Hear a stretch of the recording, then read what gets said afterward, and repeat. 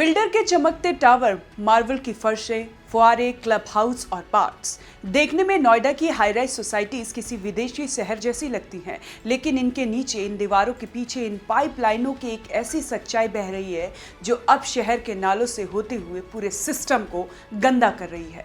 ये कहानी सिर्फ सीवर की नहीं है, ये कहानी है उस लापरवाही की, उस गैर जिम्मेदार रवैये की जिसमें पैसा और पावर, नियम और नैतिकता को कुचलकर आगे बढ़ते जा रहे हैं। और अब जब इनकी करतूतें सामने आ रही है तो प्राधिकरण ने कमर कस ली है, कड़ाई से कह दिया जो सोसाइटी गंदा पानी बिना शोधित किए नालों में बहाएगी उसकी एओ का रजिस्ट्रेशन रद्द होगा और सीधे एफआईआर कर दी जाएगी। सुपरटेक केप टाउन की बात करें तो नोएडा के सेक्टर 74 में एक ऐसी सोसाइटी है जो नामी है। बड़े बैनरों में फ्लैट बेचे गए, लग्जरी का वादा किया गया, लेकिन क्या इस लग्जरी में जिम्मेदारी का कोई रोल था? प्राधिकरण के सीईओ और डॉक्टर लोकेश एम खुद मौके पर पहुंचे और देखा कि यहां से एक मोटी पाइपलाइन नाले की ओर जा रही है, जिससे बिना शोधित गंदा सीवर पानी सीधे छोड़ा जा रहा है। वो पानी जो पहले एसटीपी में जाकर ट्रीटमेंट के बाद बहना चाहिए था, वो सीधे निकल रहा था शहर के ड्रेनेज सिस्टम में। अब जरा सोचिए, जिस शहर में रोजाना लाखों लोग रहते हैं, जहां बारिश के बाद पानी भर जाता है, वहां खुले नाले में सीवर का ये काला जहर बहता रहेगा तो बीमारी नहीं फैलेगी क्या? सीईओ ने इस मामले को आपराधिक लापरवाही माना और जल विभाग को तुरंत अवैध कनेक्शन काटने के निर्देश दिए। साथ ही सुपरटेक केप टाउन के एओ पर एफआईआर दर्ज कराने और उसका रजिस्ट्रेशन निरस्त कराने की प्रक्रिया शुरू की गई है।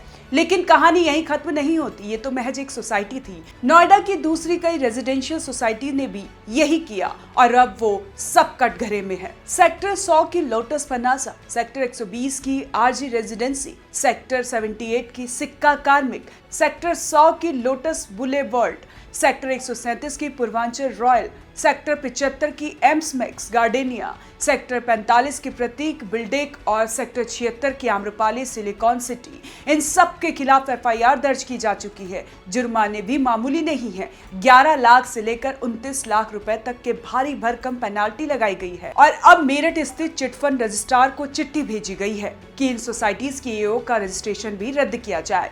यानी जिन समितियों को इन सोसाइटीज के हितों की रक्षा करनी थी, वही अब नियम तोड़ने की आरोपी बन चुकी है। अब सवाल ये कि ऐसा हुआ कैसे?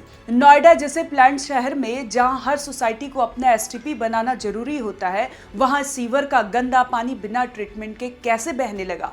तो जवाब साफ है, या तो एसटीपी सिर्फ कागज पर बना, या बना भी तो चालू नहीं किया गया। कुछ मामलों में सिर्फ दिखावे के लिए मशीनें लगाई गई, लेकिन वो चली नहीं और अधिकारियों ने या तो देखा ही नहीं या जानबूझकर नजरअंदाज किया। आखिरकार जब शहरवासियों की शिकायतें और दुर्गंध दोनों हद से बढ़ गई, तब जाकर मामला खुला।